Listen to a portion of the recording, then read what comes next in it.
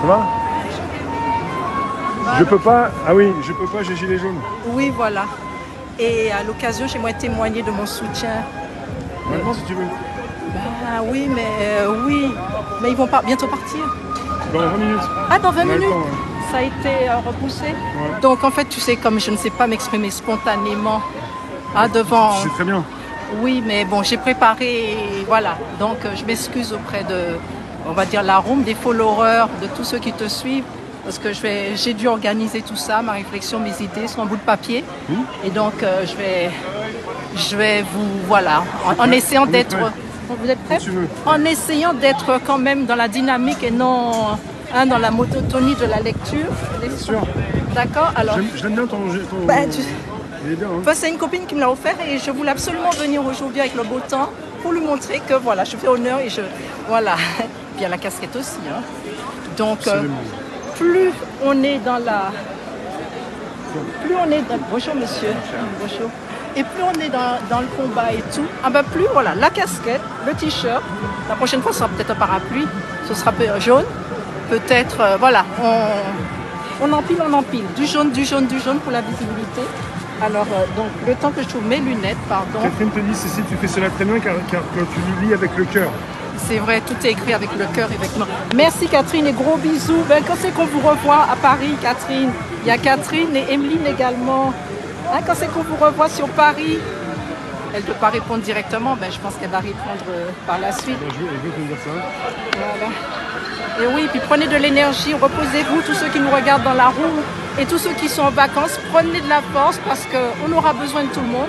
Donc il y en a qui sont là aujourd'hui, il y en a qui se reposent, ils ont bien raison et à tour de rôle. Parce que voilà, il faut penser à se ressourcer, à prendre de l'énergie, que ce ne soit pas toujours les mêmes. Et toi, je te félicite parce que toi, tu es toujours là. On sait que tu te reposes. Il y en a qui fait le troll avec son son là. Le son. À tout à l'heure. Mais tu peux rester là si tu baisses un petit peu. Alors donc, moi je dis bravo déjà à tous ces pays qui se lèvent pour défendre leur souveraineté. Donc bravo au Mali, bravo au Burkina Faso, bravo au Niger. Et j'espère que nous, on saura prendre exemple et que tous les peuples opprimés de la terre pourront prendre exemple pour se lever également contre les injustices. Voilà.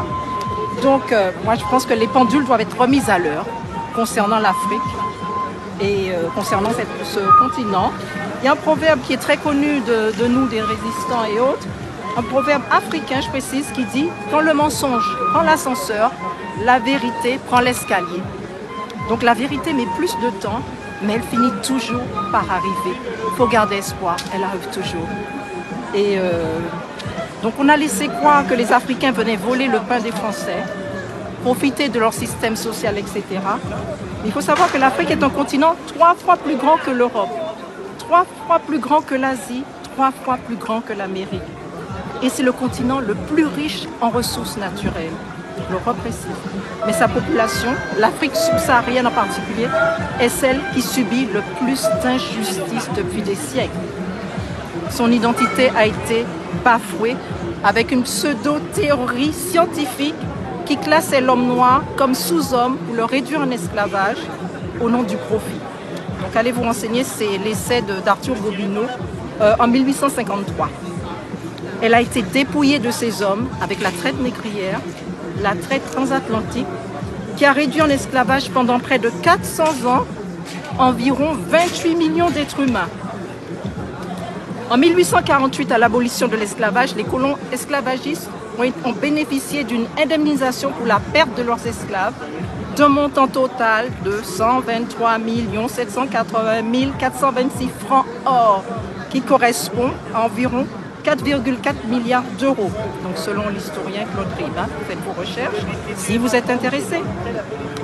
Et Haïti, la première république noire à proclamer son indépendance en 1804, est le premier et le seul pays en 1825 à voir plusieurs générations de descendants d'esclaves verser des réparations financières à la France. Est-ce qu'on le sait ça? Est-ce qu'on le dit? Est-ce qu'on le crie sous les toits?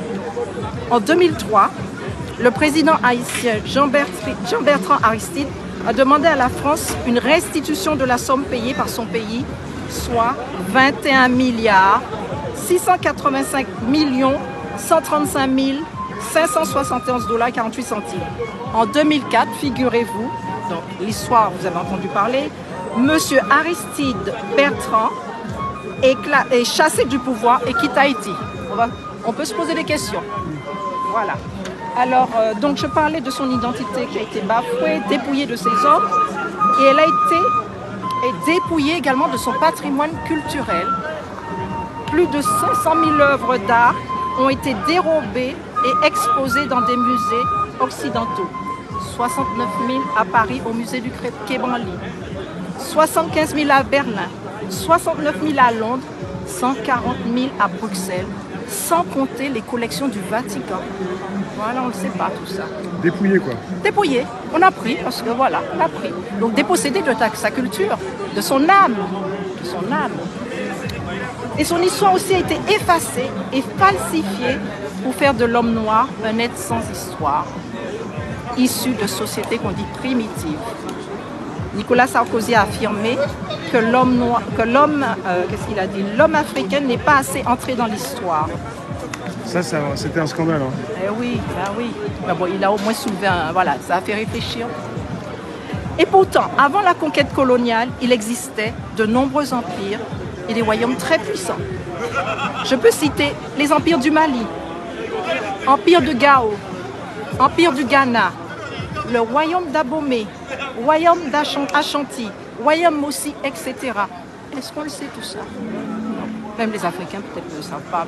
L'histoire, hein, est toujours... Il y a un programme à l'école, il faudrait qu'il y ait un programme qui change un peu pour ajouter pas mal de choses comme ce que tu me dis là. Ben voilà, mais on y va, puisque l'Afrique va reprendre en main voilà, son histoire, sa culture, sa souveraineté, et donc pourra restituer les choses en fait. Hein. Enfin, je l'espère, non, on est sur la bonne voie, soyons positifs. Alors,